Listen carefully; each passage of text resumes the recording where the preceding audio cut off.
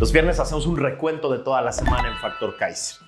En 10 minutos te voy a platicar y explicar las 10 notas más importantes que moldearon esta semana, que definieron el contexto político de esta semana y que van a impactar tu vida y la vida de todo el país. Acompáñame a verlas. La 1. El Chaifa, el aeromuerto que cumple un año de fracaso. Por más que lo promocionan con youtubers, chantajean a las líneas aéreas para volar desde ahí, obligan a llevar carga al aeromuerto, el Chaifa no despega. La nota principal en la semana de su primer aniversario fue su ridículo himno, porque de resultados mejor ni hablamos. A ver, ahí te van los resultados del primer año. Movió solo 1.3 millones de pasajeros, es decir, el 5% de lo que esperaban en su primera etapa por año. Acumuló solo 14,000 operaciones, que son las que el Aeropuerto Internacional de la Ciudad de México hace en 12 días.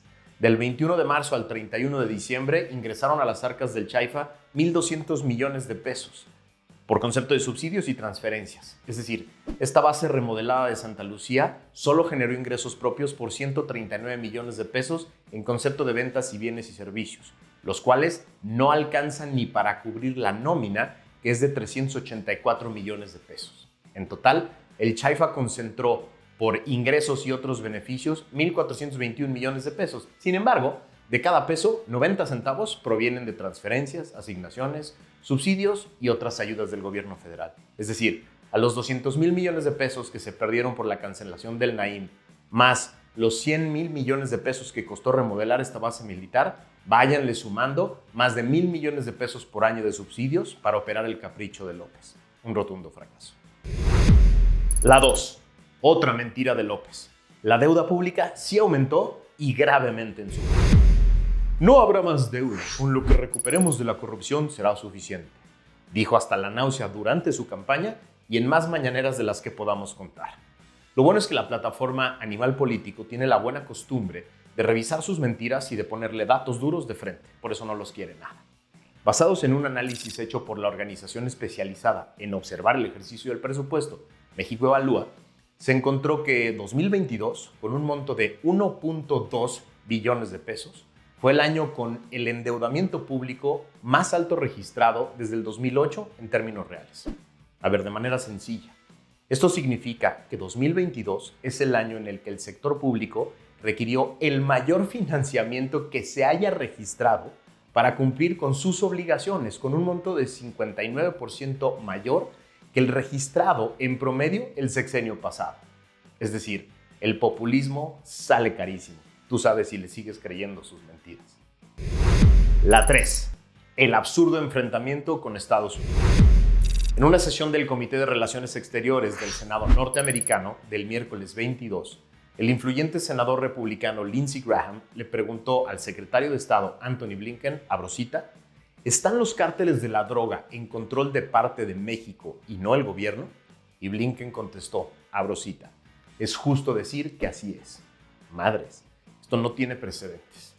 Esto además se da en el marco del reporte anual 2022 que acaba de publicar el Departamento de Estado del propio Blinken y que trae muy enojado a López.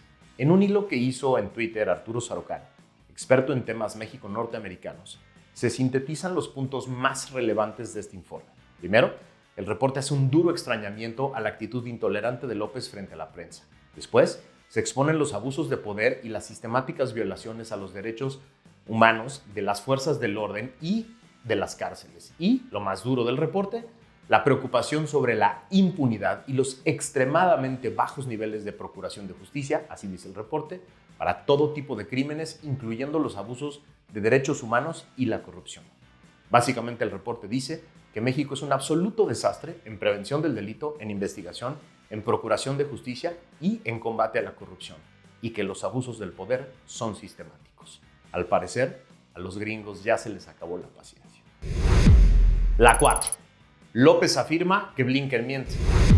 Negar lo obvio, esa parece ser la única respuesta que tiene el obradorato frente a la realidad. En su mañanera de hoy, visiblemente enojado, López dijo, eso es falso. No hay ningún lugar del territorio nacional en donde no haya presencia de la autoridad. Eso dijo. Como si fuéramos ciegos, como si no hubiéramos visto en los últimos 4 años todo tipo de videos, reportajes, investigaciones periodísticas y testimonios que revelan cómo en gran parte del territorio mexicano manda el crimen organizado, López dice, no, no es cierto. A ver, yo creo que ya se acabó finalmente la capacidad del gobierno de esconder lo obvio y ya se le acabó la tolerancia a nuestro socio más importante. La presión solo va a crecer porque México y el narco serán tema central de la campaña presidencial norteamericana. La 5. López defiende a su amigo Trump. No satisfecho con sus declaraciones ofensivas contra el Departamento de Estado de esta semana, el martes pasado, además, López salió en defensa de su gran amigo Trump.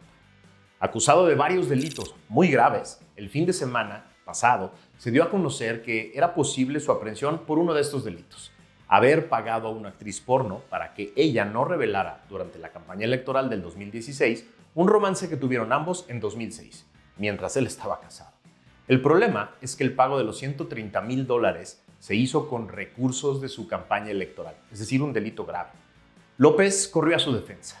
Lo quieren sacar a la mala de la contienda como hicieron conmigo, dijo en su mañanera.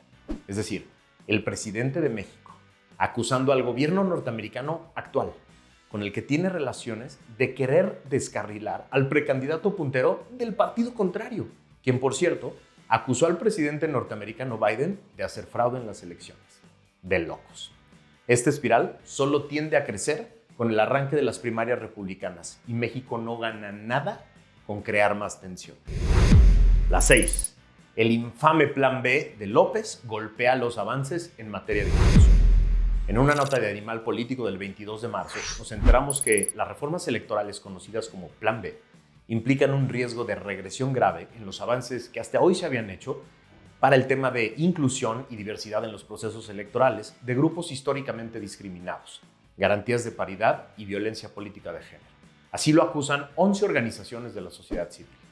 Aunque las reformas publicadas, según esto, contemplaban a más grupos, el porcentaje de lugares garantizados para personas con discapacidad, indígenas, afrodescendientes, residentes en el extranjero y de la diversidad sexual se reduce. En tanto, la paridad quedará sujeta a la discrecionalidad de los partidos políticos, mientras que no se establecen reglas claras para sancionar la violencia política de género.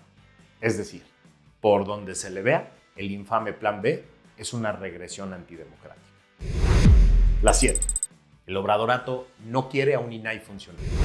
Después de que López vetó el nombramiento de 2 comisionados del INAI que ya había hecho el Senado, al parecer, la instrucción a Monreal, coordinador de la bancada de Morena en el Senado, es arrastrar los pies con los nuevos nombramientos. Esto para dejar sin quórum legal al Pleno del Instituto de Transparencia y así lograr el sueño de López, que este instituto, que permite a ciudadanos y a medios conocer la verdad y la corrupción de su gobierno, quede inoperante. Desde que López era jefe de gobierno de la Ciudad de México, aborrece a los institutos de transparencia, porque desde entonces, a través de estos, se exponen sus mentiras y su corrupción. Nunca escondió que quería destruirlos. No lo logró por vía de las reformas y hoy lo quiere hacer por la vía de la trampa política. La 8. El Banco del Bienestar bajo sospecha. En una interesante nota del Economista del 23 de marzo, nos enteramos que desde el pasado 28 de febrero, el Banco del Bienestar dejó de proporcionar el servicio de pago de remesas, con el fin de, dicen ellos, enfocarse en la dispersión de los programas sociales y así no duplicar funciones con la Financiera para el Bienestar, recién transformada para brindar, dicen ellos, servicios en las 1,700 sucursales que atienden. 1,700 dicen que tienen. Esto, a pesar de que la promesa del gobierno, que aún se ve hoy en su página oficial, era, cito, para la red de la gente Banco del Bienestar, las remesas son una oportunidad importante de mejorar la inclusión financiera de los mexicanos, tanto para quienes viven en Estados Unidos como para sus familiares en México. Por lo tanto, sigo la cita, la red de la gente Banco del Bienestar busca crecer y llegar cada vez más a puntos del territorio nacional para poder atender a las necesidades de esta población de manera rápida, segura y económica.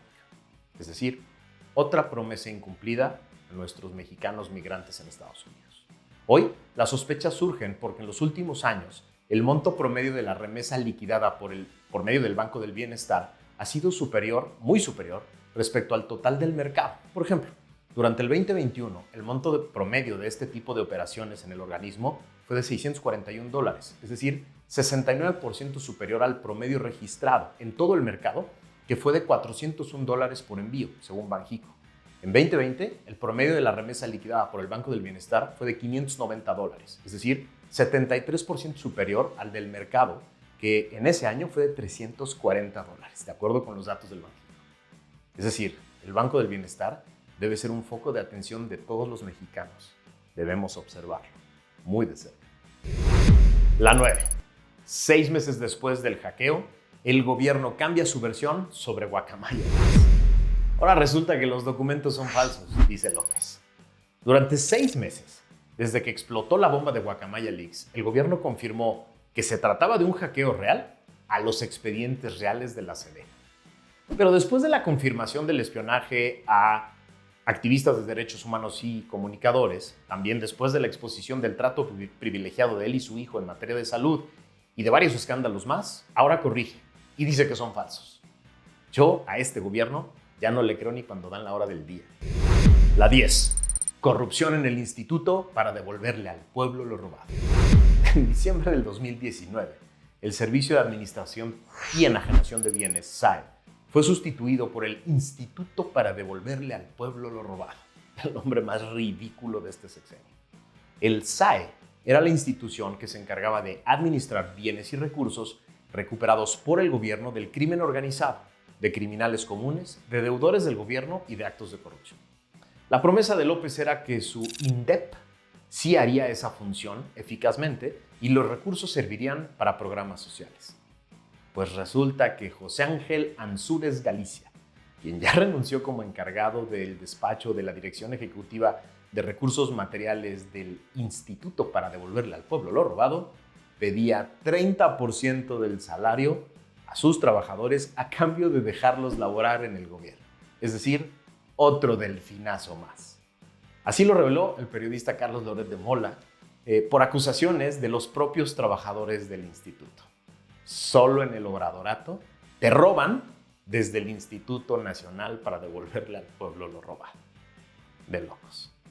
Estas son las 10 cosas que moldearon esta semana, que van a impactar en el contexto actual y que van a tener repercusiones hacia adelante. Por eso es importante tenerlas claras, tenerlas en cuenta. Te pido, como siempre, que me ayudes a compartir este contenido por todos lados. Si no lo has hecho, que te suscribas aquí abajo, que le piques a la campanita para que te avise cuando el nuevo video esté listo. Acompáñanos en este esfuerzo, forma parte de esta gran comunidad e invita a otros a formar parte de esta comunidad de ciudadanos libres, bien informados, que quieren ser factor de cambio. Gracias por haberme acompañado, nos vemos la semana que viene.